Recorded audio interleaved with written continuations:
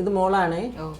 ഇപ്പം 10th exam എഴുതി result ഇന്നലെ വന്നതല്ലേ ഉള്ളൂ. അപ്പോൾ ആൾക്ക് 2 A+ കിട്ടിയുള്ളൂ എന്നുള്ള സങ്കടത്തിലാണ്. തിന്നണമില്ല, കുടിക്കണമില്ല, ഉറങ്ങണമില്ല. അപ്പോൾ വീട്ടുകാരൊക്കെ അവളെ സപ്പോർട്ടിലാണ്. നമുക്കൊരു പ്രശ്നമില്ല.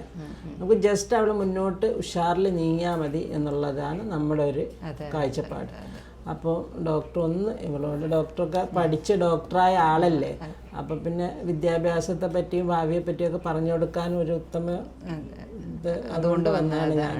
എന്താണ് മോളെ വിഷമം, എന്താണ് എന്നോട് പറയൂ. കഷ്ടപ്പെട്ടാ പഠിച്ചത്, പക്ഷെ എനിക്ക് മാത്രം 2 A+, ബാക്കി എല്ലാവർക്കും ഫുൾ A+. ഇതിപ്പോൾ മോള് ജീവിതത്തിൽ നേരിടുന്ന ആദ്യത്തെ ഒരു വലിയ പരീക്ഷയാണ്. 10ാം ക്ലാസ് പരീക്ഷ പറഞ്ഞാൽ നമ്മുടെ ജീവിതത്തിൻ്റെ ഒരു തുടക്കം മാത്രമാണ്. ഇതിലിപ്പോൾ നീ വിചാരിച്ചൊരു മാർക്ക്, നിനക്ക് 2 A+ തന്നെ കിട്ടിയത് തന്നെ വലിയ കാര്യം.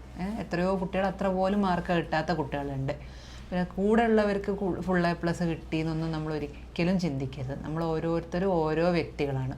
ഓരോ വ്യക്തികൾക്കുള്ള കഴിവുകളും കാര്യങ്ങളും വ്യത്യാസമുണ്ടാവും. നീ ഇപ്പം നിന്നെ സംബന്ധിച്ച് നിനക്ക് പറ്റുന്നിടത്തോളം പഠിച്ചു, എന്നിട്ട് നീ വിചാരിച്ച മാർക്ക് കിട്ടിയില്ല എന്നുള്ളത്, അതിപ്പോൾ എല്ലാ പരീക്ഷകളിലും നമ്മൾ വിചാരിക്കുന്ന മാർക്കോ നമ്മൾ പ്രതീക്ഷിക്കുന്ന വിജയമോ നമുക്ക് കിട്ടിക്കൊള്ളണമെന്നില്ല.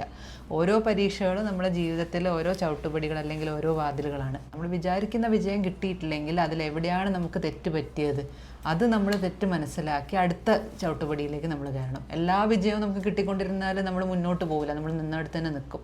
ഓരോ തവണയും നമുക്ക് ഓരോ തെറ്റുകൾ പറ്റുമ്പോൾ അതെന്തുകൊണ്ട് പിഴവ് പറ്റി എന്നുള്ളത് നോക്കിയിട്ട് നമ്മൾ അടുത്ത പരീക്ഷയ്ക്ക് തയ്യാറെടുക്കണം. അപ്പോൾ 10ാം ക്ലാസ് പരീക്ഷ ഒരിക്കലും നിൻ്റെ ജീവിതത്തിലെ എല്ലാ ഇതും നിർണ്ണയിക്കുന്ന ഒരു കാര്യമല്ല. ഈ 10ാം ക്ലാസ് പരീക്ഷയിൽ ഫുള്ള് മാർക്ക് കിട്ടുന്നവരും എത്രയോ അങ്ങനെ വിജയം നേടുന്നവരൊന്നും ജീവിതത്തിലൊന്നും എവിടെ എത്തിക്കൊള്ളുന്നില്ല.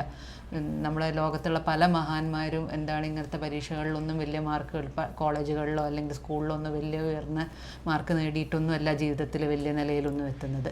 അപ്പോൾ എപ്പോഴും നമ്മൾ അത് മനസ്സിൽ കണ്ട് ഓരോ തെറ്റിൽ നിന്നും നമ്മൾ എന്തുകൊണ്ടാണ് നമുക്ക് പിഴവ് പറ്റിയെന്ന് ഉൾക്കൊണ്ട് മനസ്സിലാക്കി അടുത്ത ഇതിൽ നമുക്ക് പറ്റുന്നതിനെക്കാട്ടും കൂടുതൽ ഉയരത്തിലേക്ക് എത്താൻ ശ്രമിക്കുക. ജീവിതത്തിൽ വലിയൊരു നിലയിലെത്തിയിട്ട് നല്ല ഉയർച്ചയിലേക്ക് എത്തിയിട്ട് നമ്മളെ ഇനിയും വന്ന് കാണുമെന്ന് വിചാരിക്കുന്നു. അപ്പം സന്തോഷമായിട്ടിരിക്കുക കേട്ടോ.